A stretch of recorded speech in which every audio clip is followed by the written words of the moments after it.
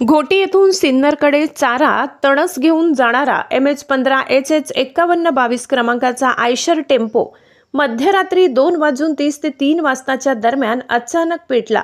टेम्पोच्या केबिनमध्ये लागलेल्या आगीमुळे चालक संतोष खंडे वय 32 राहणार टाहकारी तालुका अकोले आणि गाडी मालक ललित सोनावणे वय 43 राहणार मनेगाव तालुका सिन्नर घाबरले असले तरी प्रसंगावधान राखत त्यांनी गाडी रस्त्याच्या बाजूला सुरक्षित ठिकाणी उभी केली आणि उड्या मारून जीव वाचवला।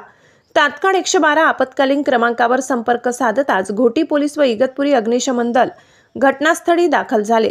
1.5 ते 2 तासांच्या प्रयत्नानंतर आगीवर नियंत्रण मिळविण्यात यश आले। सुदैवाने कोणतीही जीवितहानी झाली नाही। या घटनेत आयशर टेम्पो पूर्णतः जळून खाक झाला असून मालक ललित सोनावणे यांचे मोठे आर्थिक नुकसान झाले। कुटुंबाच्या उदरनिर्वाहाचा हा एकमेव आधार असल्याने त्यांच्या अडचणींमध्ये वाढ झाली आहे। महाराष्ट्र माझा न्यूज प्रतिनिधी भागीरथ आतकरी, इगतपुरी।